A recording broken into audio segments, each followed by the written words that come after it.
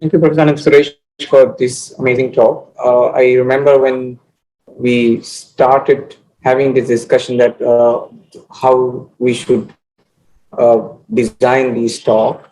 I remember you said that there is already a lot done in this area, but I still feel that the presentation you gave still very unique, and so I feel that it's a lot of new learning for some of the members. I see that very few are left now, but still, please ask questions to both the speakers, Professor Suresh and Professor Soni, for some time. Since Sumit is not there now, I see, I will take those questions for Professor Soni also. So first, let's finish with Professor Ananthasuresh, and then we will go to Professor Soni. So if any of you have some questions for Professor Suresh, please mention. Go ahead. Don't hesitate.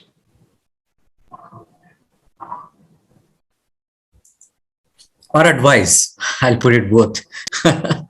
So, but one can never be a perfect writer. Right. Yeah, Pranav, go ahead. You're raising your hand. You can unmute yourself and ask questions.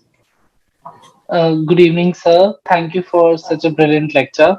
I'm currently pursuing my dissertation from UP Jindal University, and I wanted to know that is there a possibility of scratching out a well thought paper from the readings that I'm doing for my dissertation purpose? Because having to read extensively on a specific topic, it is a desire to pull out some valuable information and convert it into a good paper. So, I mean, let me see if I understood your question right. Are you trying to write a thesis or a review paper now? So currently I'm writing my master's dissertation. I intend to write a paper on similar lines on what I have read. So because I cannot cover all the themes that I have read, so there are some set themes that have attracted my attention and I would like to delve into them further. So how do I navigate my way around that without getting much distracted from my main job, which is to write a quality work of master's thesis? So, I mean, if you want to write about the work that others have written, that will be considered review paper, right? So you're going to write about the work that you have done as opposed to writing a review paper. Review paper is fine. Again, that also will be reviewed. So are you planning to write a review paper or a paper on the work that you have done? Sir, a paper on the work that I have done. Okay. Then whatever, I cited a lot of articles, right? Any of them will give you the right kind of advice as how to write.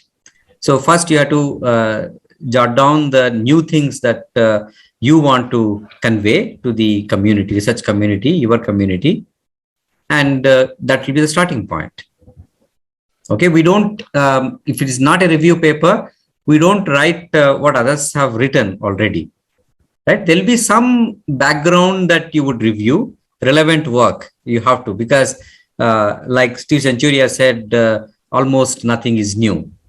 So you would have started somewhere and made a progress, made little progress beyond that, or maybe a lot of progress. Then you have to start where you started, cite that work, and then write about your own work. Does that make sense? Perfect, sir. Thank you so much. And just a short comment. The idea that I really liked a lot was Sitzer's cartoon, because we have often read and discussed about plagiarism, but to see it in that perspective really emphasize the importance of avoiding plagiarism at all costs. Yes. Yeah.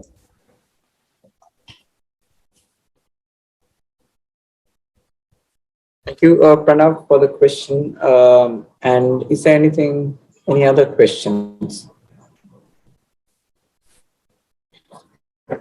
While others are thinking some questions, maybe I can ask some question which I often see while doing this open academic research activity. We always get students who are definitely not seasoned. So they are coming with a lot of ideas, and I can see myself 12 years, 15 years ago. And there is a lot of desire to contribute to the community. So what I felt, I think Pranav also said that to some extent, but I often find that question, that being distracted. So I think, Suresh, if you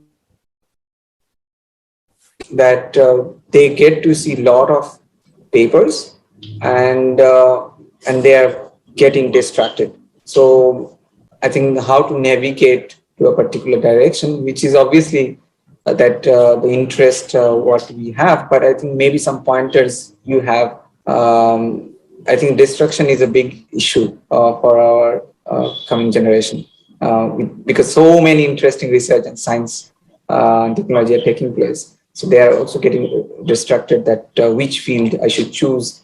And I think this is a question in between choosing their field of research as well as writing. Even if they have done the short project or long project and they want to write, still back in their mind, they have this big pile of papers. So is there anything on that side you have? Yeah, I think it's you're definitely useful to be curious about whatever is being done in your research field, and use the word distraction, right? So you read a paper and you want to work on that, and then before you do that, you find another paper that is more exciting and to work on that. Well, that such some temptations are very common in life.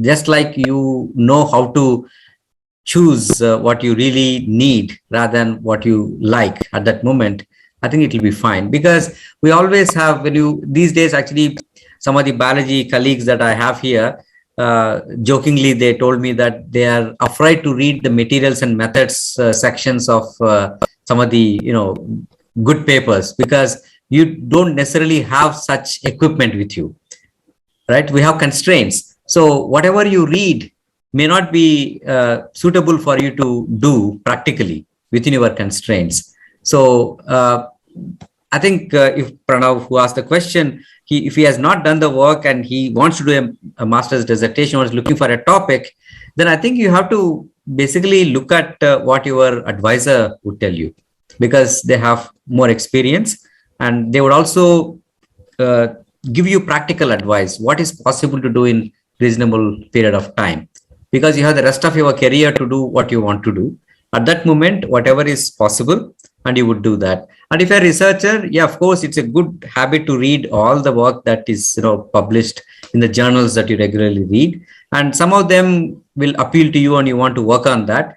So tomorrow, if you get something else and you're more attracted towards that, probably day after tomorrow will be another one that you like more. That's endless, right? So we have to basically assimilate whatever information that you are gathering by reading papers and decide which ones are suitable for you to make a contribution, right? So again, I don't know whether I'm answering your question directly, but it is more of wanting to do versus being able to do. So you have to basically try to balance between the two. And what you will be able to do is probably better criterion than what you want to do, because what you want to do may be many things, right? And again, if you look at the rate at which papers are being published in any particular field, it's mind-boggling, right? So I would say, again, I'm always tending towards giving idealistic advice. I would say, take the less trodden road, quoting Robert Frost, and that will make all the difference. Working in a crowded field is probably not a good idea, especially today, because there are so many researchers. All of them are very smart, we have to assume, right? And they're all probably better equipped than you are in terms of infrastructure or abilities or whatever, right? So taking the less traveled road will probably be better. That way, all the information you read by reading, okay, will probably point to a thing, oh, this is where a lot of people are not going towards. Let me go there. That's a risk, but I think the reward will also be high. Any other questions? Sure, Yeah. Varsha. Sure. I think You you're have to muted, unmute yourself, Varsha. Varsha. Yeah. Yeah. Hello, sir. I'm Dr. Varsha. So I was working as a former assistant professor in Annamala University Health Science Department. So this is just a query asking like, since when students write, specifically the postgraduate students start writing papers, they do not know where to start and how to go about. So I often get a lot of queries, ma'am, how do I write? So how do I read and come up to a conclusion to form let's say a small brief paragraph about an introduction? So which all finally ends up to it should not be plagiarized. So can you just name few plagiarism tools which provide certificate which specifically tells there is so much percentage of plagiarisms? Because if I'm not wrong, most of the South Indian health science university do ask for a plagiarism certificate while they write their dissertation, specifically off late. So anything that students can use in handy, which they themselves, after they write, they can analyze and come to a conclusion that this is the way it is, and it's been, this is the percentage of plagiarism, and it can be, reverted or probably made less precise to be copied, and they can write in their own words. So some tools which provide certificate, because I don't know tools which is easily accessible, and but it does not provide a certificate. So anything that you know of, sir? Okay, there are two things here. If where you are submitting your writing, if that requires that organization or institution requires a certificate, then you can use such plagiarism checking software. Turnitin is what IISc uses, our institution uses, and we have license for that. Any student, anybody can use it. But when it comes to writing, you should make sure that you don't take anybody's words or sentences or paragraphs. If you follow the discipline, then you don't need a plagiarism tool yourself.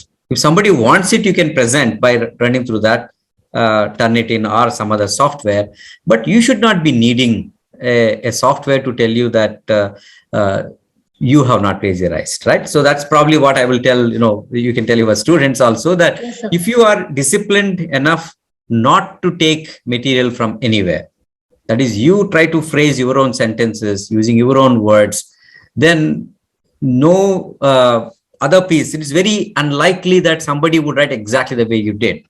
If that happens, then it will be like a miracle, right? So everybody phrases their words in a different way, because first of all, your work is original, you are writing now, and if our reports, students term papers and other things also come under writing.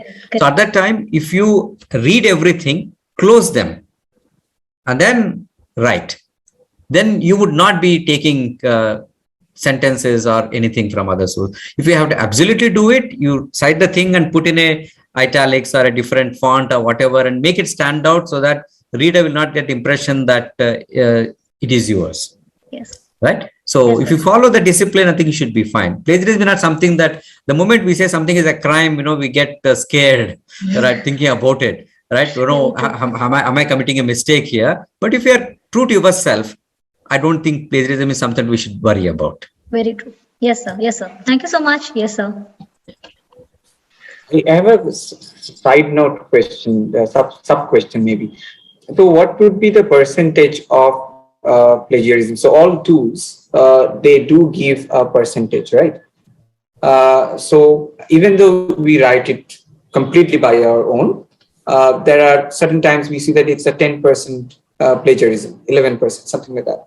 So, what is the acceptance level we should choose? I mean, we are dependent on our machine software here, of course. But is there a human acceptance level of percentage we have? I think that's very difficult. In fact, in our own department, when we use Turnitin, we wanted to put 15%, 14%, 18%.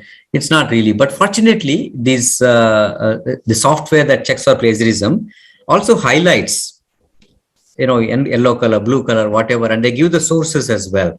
So when we see that if you have written something like defining some term, there are not many ways to define a term. So if they highlight that, then you can overlook it.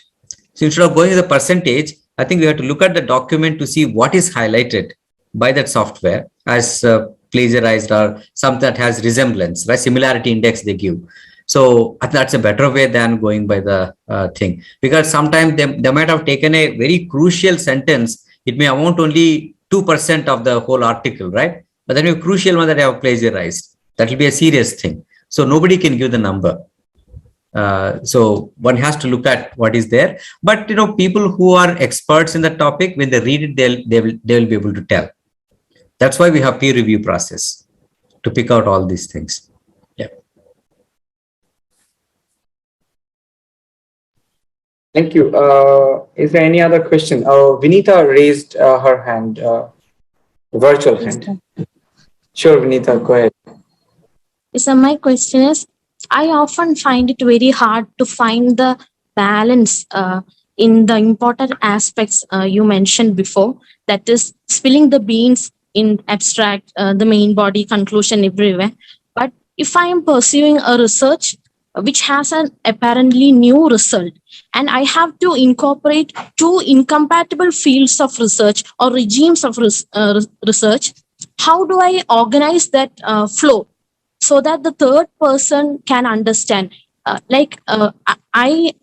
Someone of my interest field may understand because of the writing, but someone else wouldn't understand. So it's again, if I write it in a well flow manner, then it may affect the believing index. So is there a balance, like where to cut without going into details? Yeah, so that's a tough thing. I think I also said that when you do interdisciplinary research, so you have been trained in one area, now you are venturing into another area.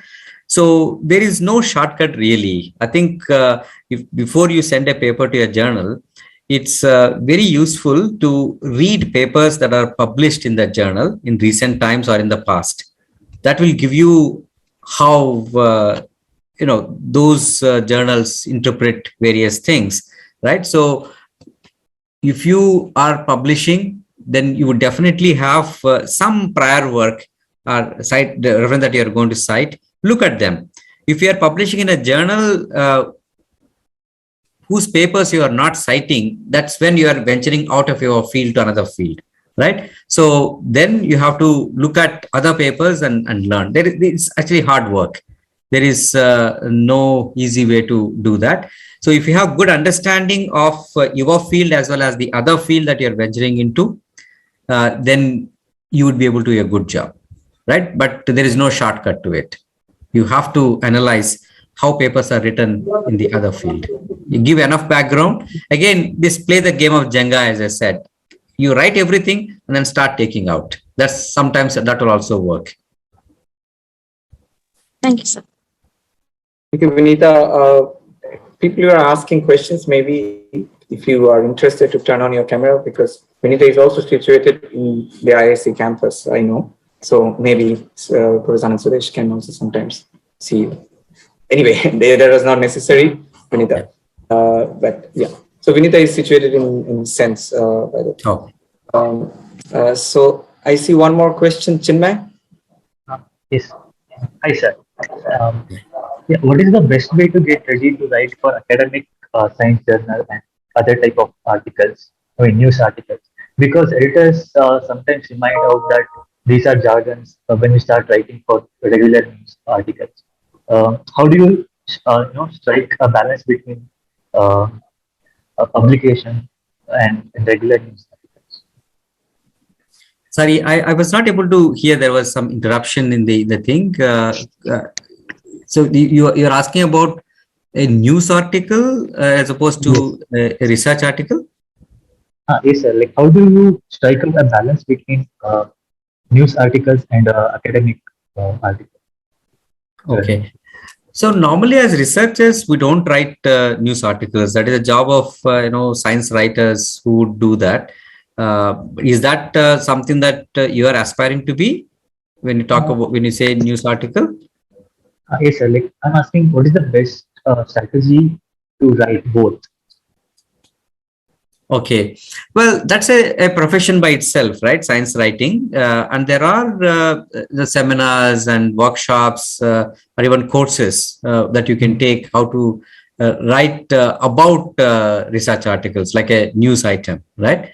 Depending on where you are, I think you can inquire your own organization. For example, in IISc, we have Office of Communications, where there are a few science writers who have chosen that as the profession. If you talk to them, they'll be able to tell you. But that's something that if you are planning to have a career in that, right? Or you can have it as a hobby. There's nothing wrong with it, right? Sometimes some journals have young researchers writing about some good papers or some great findings or groundbreaking results that you just write about, right? They invite you. Journal of Biosciences, for example, does that in India that I most recently came across. And there are several other journals, and you can start there. You can, if you have passion for a certain field, if you have time to read papers in that field, and you want to submit to a journal, that would be the starting point. Okay, but how to write that itself is again a craft that you have to cultivate. Thank you. Thank you, Chinmay, for the question. Any other questions?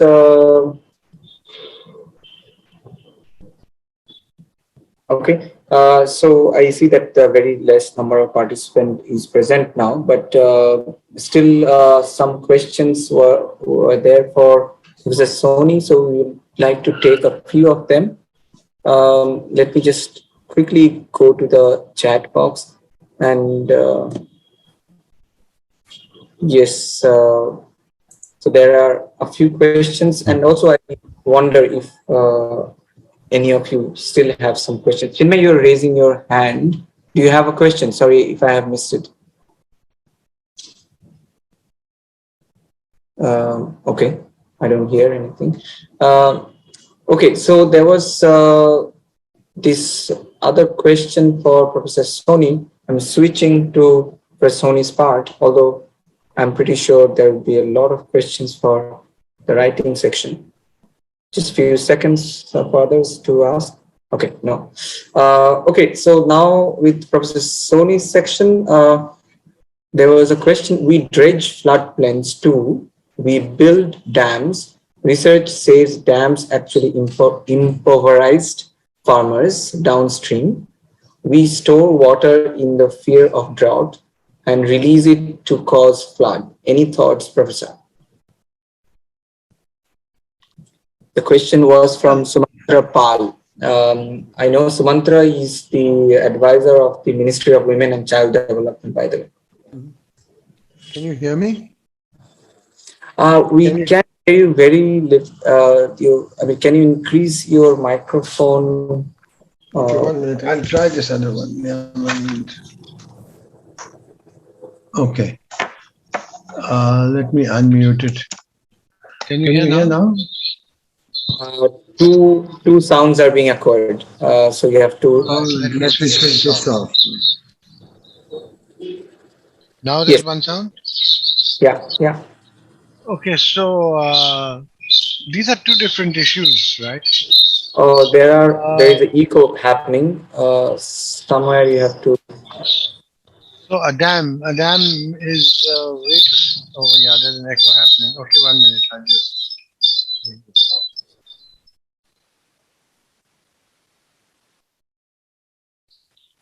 Okay, so dams are a completely different animal. So dams are not such a good idea as far as the river is concerned, because it cuts down the environmental flow in the river. What we are saying is dams very often store water both for irrigation as well as for cities. For example, Delhi and a lot of other cities receive their water from dams. Now, what the floodplains are doing is actually there's an incredible storage of water which is just local, because the city is by a river. So the idea is, of course, if the city is of a size, it depends on the size of a city. As I said, in Delhi cannot be serviced completely by floodplains, so it will have to have alternate supplies of water, usually through canals. And a city like Bhubaneswar, for example, near the Mahanadi, you can have water easily from the floodplains for 7 million people, whereas Bhubaneswar and Cuttack are very small, only 2 million or 3 million people. So it depends. It's a geographical thing. It depends from place to place. But what I'm suggesting over here is that you do not make a huge dent in the hill or Himalayan ecology or any other ecology. Floodplains, you don't have to do anything. There's no ecological damage or disturbance. And many towns, most of the towns, and as I gave examples, and most of the cities can actually be serviced through floodplains. You don't have to build canals, you don't have to build dams, you don't have to do anything. I said natural storage and natural recharge. Right? I don't know if I've answered that. That was the question. I mean, so the question is dams versus floodplains for storage, and obviously floodplains are much better storage for city water. I'm not suggesting that the floodplain should be used for agricultural water because of the fact that that's a very different thing. And as a matter of fact, I think more and more people are beginning to realize that dams cause a huge amount of damage.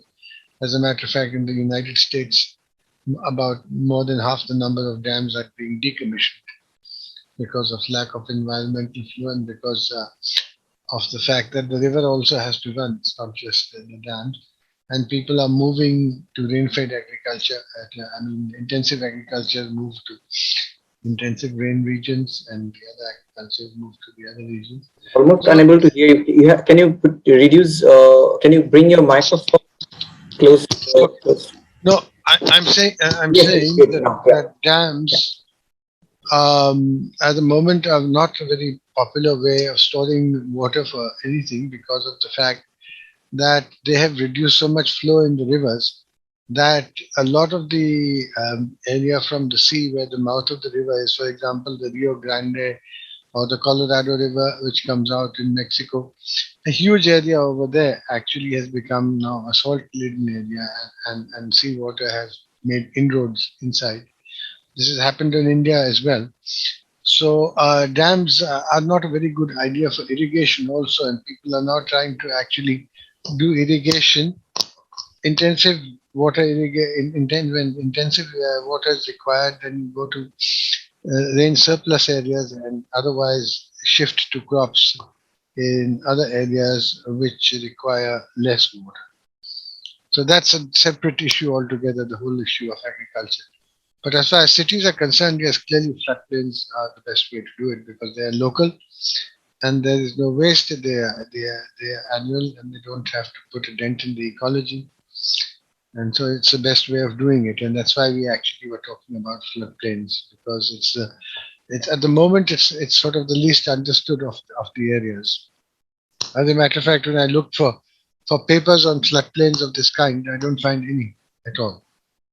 So as going back to, choose a subject, it's a very good subject to choose because there are not many people actually who are doing it, but it can be extremely useful. I don't know if that's answered the question. Yeah, unfortunately, Mantra is not here.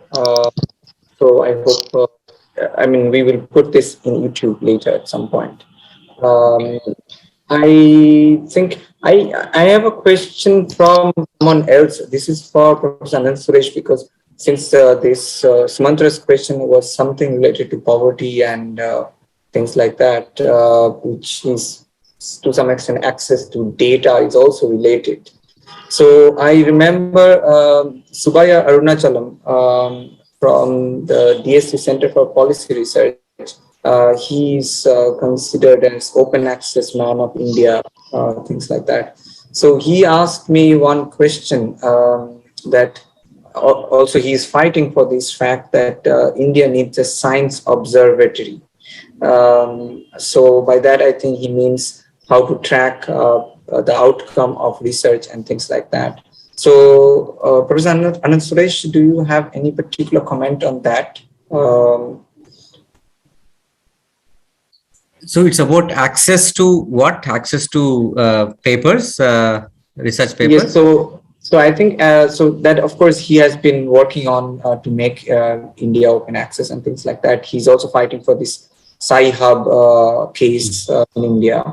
But I think his idea is more about creating a science observatory to actually get hold of how much, get these metrics of Indian output, Indian science, how it is doing and things like that. I think that's what he means by science observatory. So he's saying that he has reached out to different departments in the ministry as well. However, there is no official science observatory which keeps an eye on Indian science, how it is going, how it is doing. I know that Nature, I told him that Nature definitely has this platform to track that how many papers are published and things like that. But since you are editor of several journals, and do you have any particular comment on this question? Yeah, I don't know how easy it would be to do that. It will be a good thing to do. Maybe other countries also have this, but it'll be quite hard to do. So as such, everybody is now stretched for time in terms of doing the work and writing and all other things. So if somebody has the time to put that together, but they would need a lot of helping hands to do something like that. So I don't know how else one can do other than putting the time. It'll be a good thing to have, but it looks like a work of tall order to do something like that. But do you think is there a need for it? Because that's what he's saying. Yeah. So I'm not sure, because these days, having access to some colleges, which do not subscribe to a lot of journals, it's a problem. That's why people want to go for open access, and journals have become very expensive, and a lot of people have spoken about it. And I think now I see that the trend in the publishers also is that they want to make it open access, but who pays for it? That's the thing. And one thing that sometimes in this dark cloud, there always silver lining, which is these archives. So many people, before they publish their paper, before they even submit to a journal, they're posting their thing in an archive. So that's something that will be available. It will not be the final form, not the reviewed form, but at least you have the information. So if you have, so they can take off from the archives after a paper is published, or they can keep it. So it's a good idea to check there. If you come across a paper where you have to pay to read it, so you can do that. But also journals are also moving towards open access more and more. And especially Springer Nature has started what they call transition journals. So they also are resigned to the fact that people are not going to be able to pay so much for subscription, right? So they have learned that they also have to move towards open access. So we don't know where it will all end up. So I'm not sure whether having a science repository also would help. Some universities maintain, IISc has a repository, but then we also don't maintain it with a lot of effort, because that's additional thing. Because you cannot, if you publish a paper in journal, you cannot put that into the repository. You have to give the preprint there, right? That's allowed. But then the researchers also do extra work to do that, which they may not be willing to do. So there are a lot of issues here. So it may be, journals will transition to open access if there is a good economic model for it, in which case this will not be necessary. If it continues to be this way, that it becomes an expensive affair to subscribe to journals, then it's an issue. I mean, everybody spends a lot of money on subscriptions, right? So we have to see how it evolves. It's a hard thing to say one way or the other, Siddharth.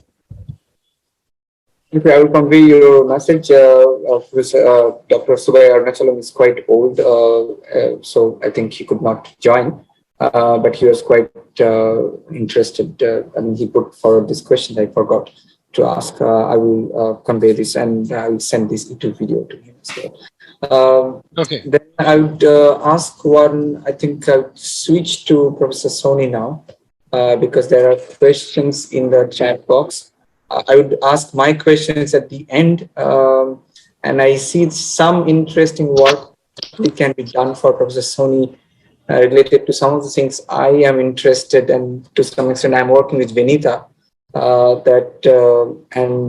it's related to nanofluidic way of sensing water. And I know that Prof Ananthasruesh also has some sensors for soil. So I would just put my questions really not to be answered now, so don't bother now, because I think we need to have a detailed discussion. I would just avoid my question. So that was my second question.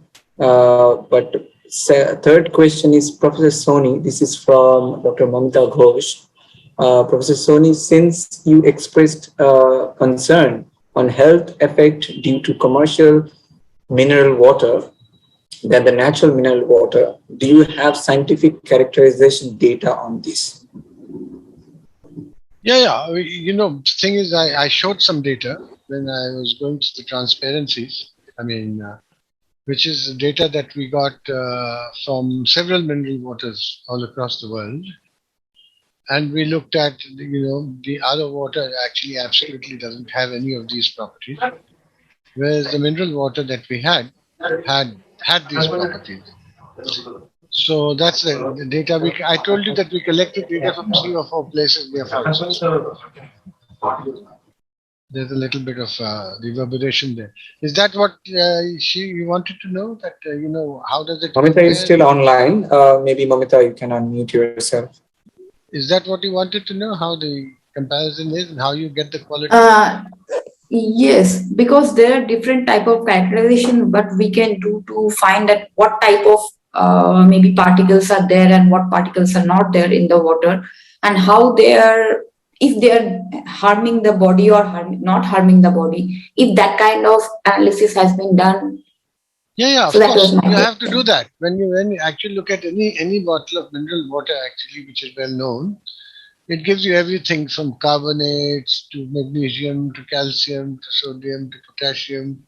And then it gives you other parameters also, nutrients, but usually they put about 10 or 15 parameters. So those are the main ones. So for example, there could be a possibility sometimes river water is supposed to have arsenic in it, right? So there, of course, you have to test for those kind of things. But the thing is that when you look near forests, for example, all these waters have to be analyzed to see what they are like. But when you look at somewhere near forest, then actually it has a lot of other different nutrients that spring mineral water has. So you have to do that analysis. There is some science of that kind of science in it also. And also when you look at floodplain water, the bulk water, you have to analyze it for chemicals and also for nitrates which come from fertilizers, for example. Also salinity. Sometimes when you overexploit aquifers, you get salinity, which is resting at the bottom. So, and as I said, arsenic. So all that has to be done. And there will be some cases in which some of these things will be there, in which case, of course, those aquifers cannot be used. But by and large, most of the aquifers seem to be of good quality water, which is not the case for rivers or lakes at all. I think we have to finish, but I'm not. I would take. I would not like to ask my scientific question, but I think this is on the National Science Day. So since we have Professor Ananthasruesh and Professor Soni, and Mamita also asked this question, so I would just give a background what happened today. That we had the senior curator from the Birla Institute, Birla Industrial Museum and Technology, if I'm saying it correctly, Birla Industrial and Technological Museum, BITM. So Mamita said the other day, yesterday, when we are having this discussion, that can we create some interactive tools for children.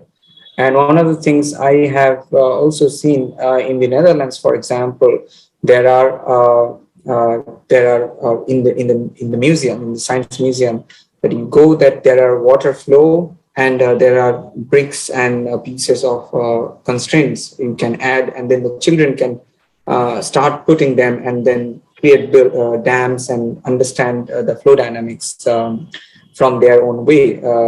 So my proposal and a question here is that is there anything we can do with the Birla Industrial and Technology Museum, since we had the discussion in the introduction today, that anything on this line of water or anything on the line of soil related work, where we can collaboratively work with them. They are very much open, and they welcomed us to visit them very soon. And I'm planning to go there possibly this week sometime, so that we can think about doing something for the outreach, where even we can impose maybe one or two scientists or engineer to do a dissertation on those topic, that how to develop didactics teaching tools for children, or even for adult education.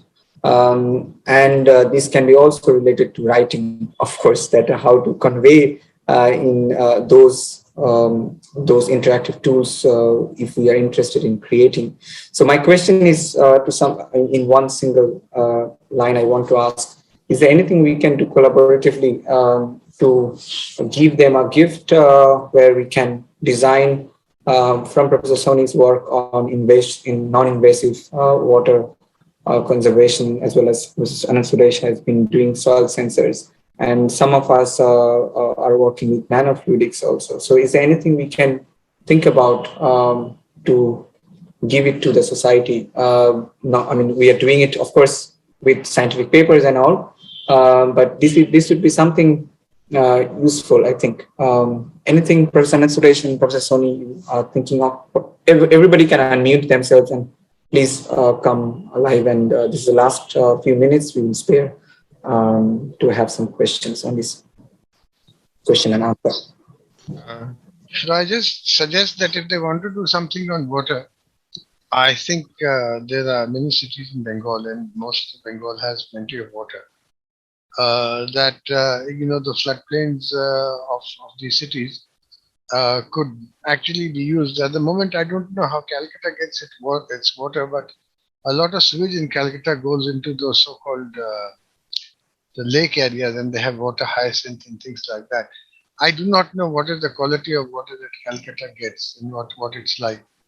But in case the quality is not very good, then there probably other sources of water like the floodplains could be used over there. I don't think there are too many forests there, but then the state of West Bengal is a different matter. In the small towns where there are forests, you can try to do mineral water on a small scale. It works on any scale, actually, to be honest. But on a very large scale, it's very difficult to work that. So Calcutta being actually one of the very big cities, I think the sources of water that you need will be too large for the floodplains to supply. But they will certainly be able to supply a fair amount of water in different towns and cities in West Bengal. So that's what I can say about. If they're interested, certainly we can share with them how it can be done. But I do not have any particular familiarity or data about where Calcutta is getting its water from. So I don't know. I never looked at Calcutta, so I really don't know. I could tell about Bhubaneswar, but I know, of course, there's a river in Calcutta. So it really does not matter for them, as far as I interrupted, because they have 20 today they put the statistics 25 or 26 science museums. I could be wrong with the number, but more or less that is the number throughout India, and so they are happy to do it together. So I mean, it does not really matter whether it's Calcutta or any particular state or city. Professor Ananthasruesh, you wanted to Siddharth, here I don't have my own suggestion, but we have a Center for Water Research in IISc, and most centers and departments want to have some outreach programs. I can put you in touch with them, and if they want to have an outreach here, so they can do that. Also, we have a student group which does science education, making some experiments and toys and so forth. I can introduce them to you and then see if they want to do something. I think, Mamita, you wanted to say? You were, because this was one of your suggestions in yesterday's discussion. Varsha, you unmuted, and then you left. Oh, don't have to me once again. Yeah. Yeah. Hello. Yeah. Yes, go ahead. If you had any suggestion or any question on this. Yeah, I mean, I heard about the Ananthasruesh was telling. So, to take this water conservation level, or you're conserving it for the betterment, wherein it can be used on a wild source for or by the common people at a very affordable manner, I think. And if an institution can support it, I think nothing better than that. So that, I mean, I'm sure it reaches out to more people. I mean, in the most simplest and most, the most, I should put it as the affordable ways. I think, yeah, it makes sense. I mean, totally. It would be worth a complete effort, and I'm sure students from OAR also can contribute to research based on that. I'm sure there would be students who are, I mean, especially, let's say, who has an engineering background, would have a lot of interest in contributing to the same. So then why not? Why not include them as, members of a project and go ahead if an organization could support? It would be a well, planned project. Yeah. Thank you, Varsha. So I think we have to finish, although so maybe if I yes, can, Mamita, if I can, sorry. Yeah. So I think Vinita was already working on some of the model development, right, from the Uttarakhand project. Maybe if that is helpful and if that does not have any kind of IP issues, we can have some model, and maybe children, they can come, and there can be some parameters which they can change and see that how the whole behavior of the system is getting changed because of certain input change. So that kind of thing. And I think with the children also, the parents or whoever, the adults, whoever are coming there, that is also a interesting thing for them to know and allow their child to go for this kind of events more and more. Okay, good. Okay, Sid, if you don't mind, yes. I think I have to do something. But if there are no more questions, then I will take leave. But if anybody is almost, I mean, I'm finishing up now. So yeah, just a vote of thanks to everyone. Soni, thank you for spending so much time with us, and very important work. I know that you have fought until the Supreme Court for the justice of natural conservation of water. I'm really looking forward to see some possibility that maybe Shrimantra from the ministry. I mean, he has been very, very active in water democracy. And he saw some of, so he took Vinita, for example, to Uttarakhand. And so they got some interesting data. So Vinita is now in sense trying to see that some of the soil she collected from there, some of the whole topology of the whole area, that how water can be put available to the poor people. One of my ideas was that to utilize plant and tree itself, the capillary motion in tree. 95% tree water is actually going in the environment. So can we create portable condenser, and everybody can own one tree? And an organization like Ecosia, they are funding a lot. For 85% of their profit goes to tree plantation.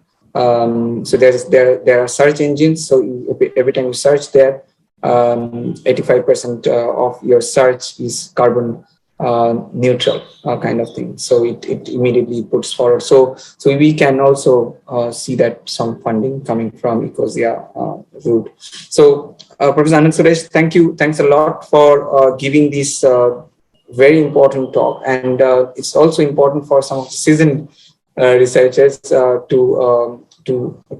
listen to that, and very important advice. And we started the day with Satyajit Ray's speech. There was an interview by him, which was played by Doordarshan, and where he talks about how to write a novel, science fiction novel.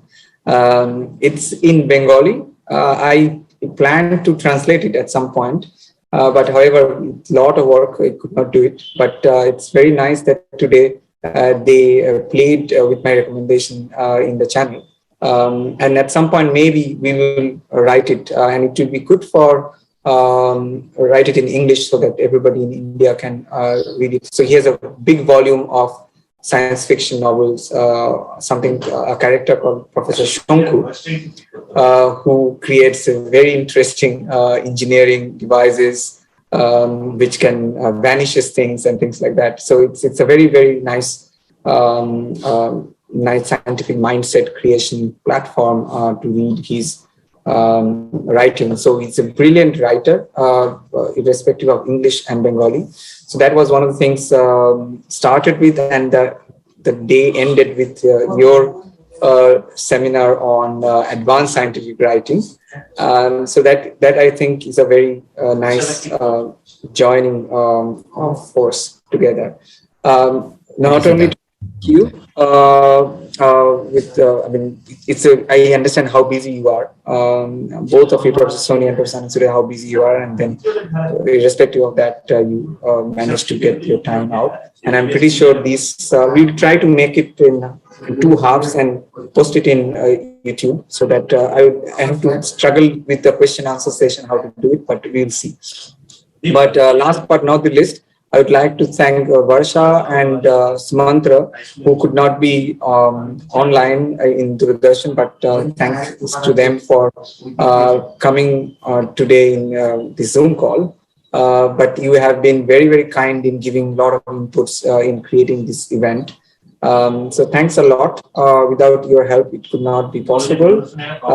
Avnish was also quite helpful. I mean, extremely helpful.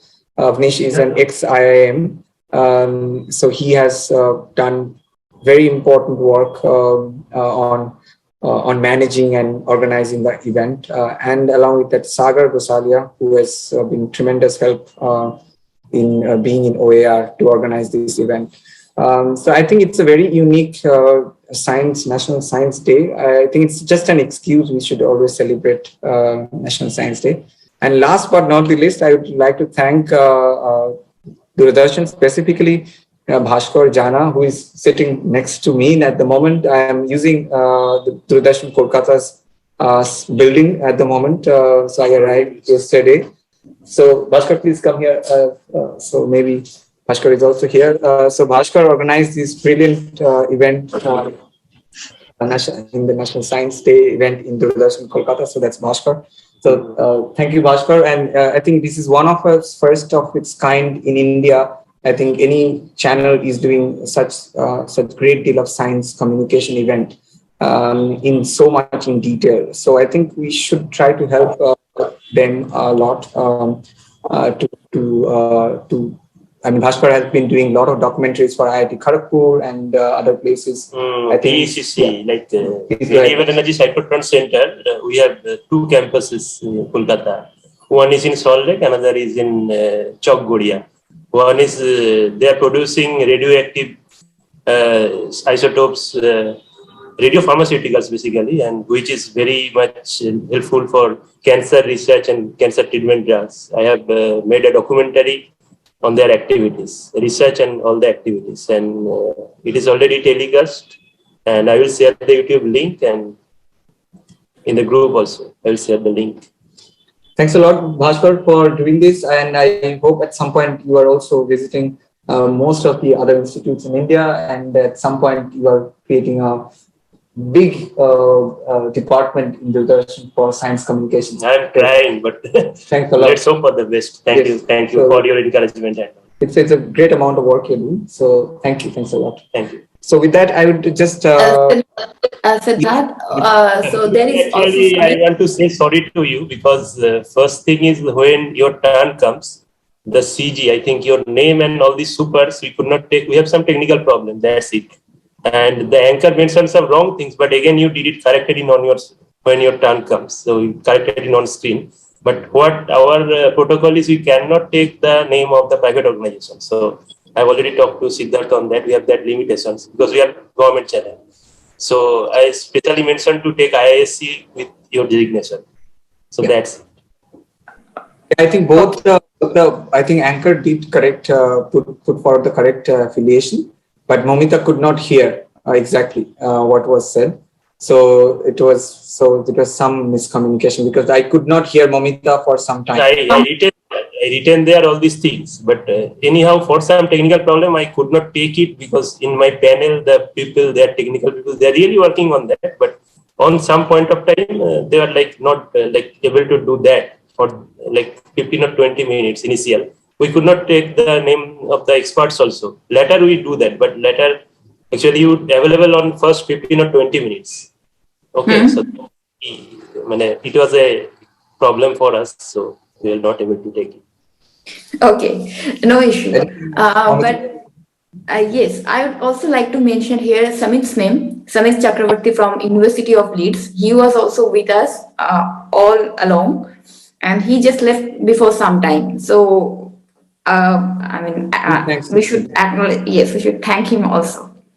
Thank you for all of you. Thank you to all of you for all your great help and your inputs you have given to us, and that really makes the program really like multiverse. Like it is not limited to a specific topic. We have reached to so many topics, like from brain science to sustainable development and AI, and also like science writing. The parts Siddhartha suggested. It was a very much interesting thing, and it is based on all of your inputs, and it was very nice thing.